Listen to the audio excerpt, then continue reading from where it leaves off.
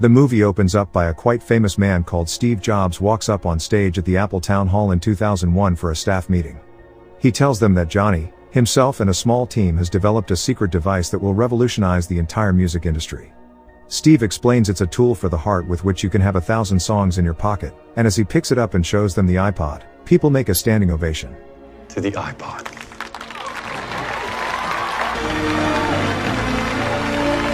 27 years earlier, Steve meets his friend Daniel at Reed College. He explains to Daniel he doesn't want to study because a system can only produce a system, which he doesn't want to be part of. A teacher confronts them and wants to talk to Steve, asking if he's interested in taking an electrical engineering degree, but Steve says it's a waste of his time and money and that it's only for people who want job security. He walks up to a girl and comments her work is beautiful and she introduces herself as Julie. Next, the two have slept together, and Julie offers him some drugs, and Steve asks if he can get a couple to give his girlfriend. Later, he is with his girlfriend Chrisanne and his friend Daniel out in nature, being influenced by drugs. Suddenly, Steve starts hallucinating and begins hearing music, and goes out into a field. He becomes inspired, and starts visioning what he will do next.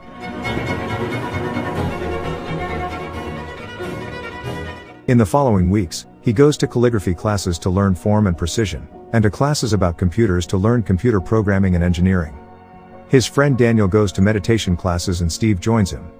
Inspired by the Indian culture, the two travel to India together to learn the concept of becoming happy by living an uncomplicated and simple life. Daniel asks Steve what he will do when they return to the United States, but consumed by thought, Steve doesn't answer him. 2 years later, Steve works at Atari, developing games. He yells at a fellow employee that he can't design stuff, and then yells to the people at the company they can't design anything. His boss says people are complaining about his behavior and his odor, asking if he has showered lately.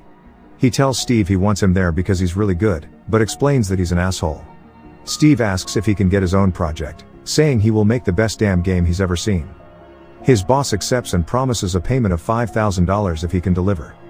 Steve is working at night and is struggling. He calls his friend Wozniak, who gladly helps him, saying he loves this kind of job. Wozniak asks what they are paid and Steve lies, saying $700, which Wozniak thinks is great. Next, Steve's boss is ecstatic. Steve comes home to Wozniak and gives him $350 for the work. Suddenly, Steve sees a device and asks Wozniak what it is. Wozniak says it will be very cool when finished, explaining he's developing and programming a computer terminal board that he's plugged into the TV.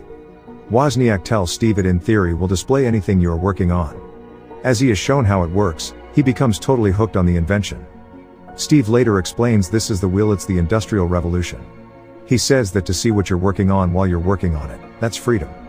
Wozniak responds he's overreacting and that people don't want computers. Steve then asks rhetorically, how does somebody know what they want if they've never even seen it? Steve forces Wozniak to present it at Homebrew. Wozniak says they need a name for the computer, and after several ideas, Steve suddenly says Apple. It's simple but sophisticated and it comes high up in the phone book. Apple. The fruit? Simple but sophisticated. It comes before Atari in the phone book too. Apple. Really? Apple? Come up with something better with change. Wozniak is a bit unsure if it's good enough, but Steve says they should go with it and see if it sticks. Wozniak presents the computer board, but most of the audience seem uninterested. Steve runs out, but is stopped by a man outside called Paul, who saw their presentation and who wants to talk business. He asks Steve to come by his store to talk. The very next day, Steve goes to visit Paul in his store. He starts negotiating and ends up receiving an order of 50 computers for $500 each, paid at delivery. Paul wants the order in 90 days, but Steve promises to deliver in 60. He and Wozniak get to borrow his parents' garage for their shop. Just as Wozniak finishes the first board, Steve comments they must make it more symmetrical. Wozniak says they don't have time and that no one cares, but Steve replies he himself cares. Soon after, Steve has employed Daniel and 2 other people he knows. Wozniak tells him they can't afford to pay them, and Steve says they can't even pay themselves unless they deliver, which is much more likely if they get help. During the following 2 months, the team creates all the 50 computer boards. As they make their delivery, Paul says he ordered computers with keyboards and monitors included, not just boards. Steve says these are kick-ass computers, but then Paul explains people don't want to assemble their own computers, they want to just plug it in and have it work, and Steve takes note of his comment. Steve then promises the boards will sell and says he can sell the other parts separately, which will make him more money. Paul says he will try selling them, but if it doesn't work, he won't make another order. Steve says it's okay, but adds enigmatically he thinks he will be very interested in their second model. Next, Steve has asked an experienced engineer to help them, telling him they need to fit a board, power supply, and cooling system inside a very small box, and he agrees to help, even though he thinks it's impossible. To redesign. Redesign what? The power supply. This size. My rate is $200 a day. Are we clear? We're clear. Steve begins making calls, trying to sell their ideas and products to companies, but no one seems to be interested. As Steve becomes angry at some of his employees for not working as hard as they could, a man in an expensive car pulls up outside their house. He asks if this is Apple Computers, which Steve confirms. The man introduces himself as Mike and then says a friend from Atari asked him to stop by and visit to see what they are doing. They begin talking, and Mike says he's been looking for something to sink his teeth into, and is willing to invest, thinking they are onto something big. He says he will begin investing $90,000, and Steve's friends are blown away, but Steve says it's not enough, saying he wants Mike to also kick in a $250,000 credit line with 10% interest that will be paid back in full at net revenue positive. Mike slowly says okay, and agrees to his terms, shaking their hands. Next, his girlfriend Chrisanne tells Steve she is pregnant, and Steve reacts, saying she can't put this on him right now. As Chrisanne tries to say it's his child too, Steve yells it's not and tells her to get out of his house. Steve goes into a room and looks himself in the mirror, tucking his shirt into his jeans. Meanwhile, Chrisanne tells Daniel Steve is kicking her out, and Daniel assures her she has done nothing wrong, but that Steve has changed. A couple months later, Steve arrives at a computer fair, seemingly having changed, and Paul sees him. Everyone at the fair listens as Steve begins presenting. He introduces the Apple II to the world, which he says will revolutionize the PC market, and people start cheering. My name is Steve Jobs, future Apple II. 3 years later, Steve arrives at his company. He explains to a team he's working with to create a computer called Lisa that they have to start over and make this interface revolutionary. One employee says Steve's ideas are not a pressing issue, and Steve yells at him that he is fired. Another employee says that the guy was the best programmer they had, and Steve replies angrily he was the best programmer that doesn't share their vision. Later, Steve's lawyer asks Steve to sign a paper saying he's Lisa Brannon's father. Steve says he never had a child with Chrisanne, but after his attorney implores him to sign it, he does. Next, Wozniak asks Steve why he didn't give Daniel and the others any stock options in the company, and Steve responds his job is not to make people happy, but to make them better, and that they do not deserve it. Wozniak shares that he once joined the company because building computers was his thing, and because he and the others thought it was cool.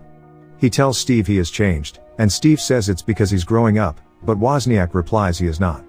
The next day, Steve shaves his beard, and on the news, Apple Incorporated is making headlines as 4.6 million shares were sold in the first hour of its IPO. As Steve arrives at work, people greet him with applause. 2 years later, board members are complaining how much Steve is spending on developing new tech and how he is mocking other big tech companies. They tell Mike that they will take the Lisa project away from him. As Mike informs Steve, he becomes furious. At home, Steve has received a letter from Lisa Brennan, asking if she can see him. Mike calls, telling him he should look into an R&D project he approved some time back. Steve arrives to a room and asks if this is the Macintosh team, which they say it is. He asks where their boss is, but they don't know, and Steve says he will take over the project from now on. They show him their current build, but say it's all crap. Steve's old friend Chris arrives, who's part of the team, and Steve remarks it will be fun working with them. He starts an inspirational speech, saying the Macintosh will be made for everybody, the small kid in school, and even the old grandma living in Nebraska. It must be simple. Suddenly, the boss called Jeff walks in, telling Steve they are doing just fine without him. Steve then explains they don't do fine, they don't stop accepting things, and they don't stop innovating. Steve says he doesn't want to take Macintosh from him, but tells Jeff he either gets on board or gets out. Steve then brings Bill with him to recruit all the best engineers and programmers in the company to help build the Macintosh. After several months, the team has developed and assembled the Macintosh, and Steve says it's insanely great. It's insanely great. The board member called Arthur says the Macintosh side project has gotten out of hand, having costed millions. As they are selecting a new CEO, Steve suggests getting John Scully from Pepsi Cola since he has a marketing background and can help them market the Macintosh. Next, Steve Jobs is showing his staff the all-new Macintosh video ad for 1984, developed with the help of Scully, and people absolutely love it. Some day later, the Macintosh team shows Steve Microsoft's new software, which is a blatant ripoff, and Steve asks to get Bill Gates on the phone. Next, Steve has a real nasty conversation with Bill, saying he will sue him for every cent he has ever made and make it his life mission to destroy him.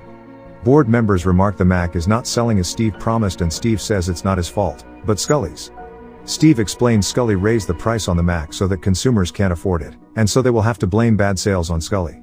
Some time later, Wozniak enters Steve's office one evening, saying he is leaving Apple for good, and Steve asks why.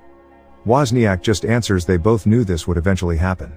He comments he remembers back when they were just kids in his parents' garage, saying it has been a journey, and tells Steve that he loved what they created. I'm leaving Apple. Why? I remember the last time we talked. I remember when we were just kids, back in your dad's garage. Always for people like us. You remember that? It's gotta be lonely. And it doesn't end well for you. As Steve gets to work early one day, he is surprised to see board members having a meeting without him. They tell him it's good he joins them this time, and Scully tells Steve he finds it difficult to do his work because of him accusing him of everything bad. At a board meeting a few days later, the board votes Steve Jobs out of the company. After Steve has left, they ask themselves what they will do now. Those in favor of John Scully? All in favor of Steve Jobs? Scully. Now what do we do?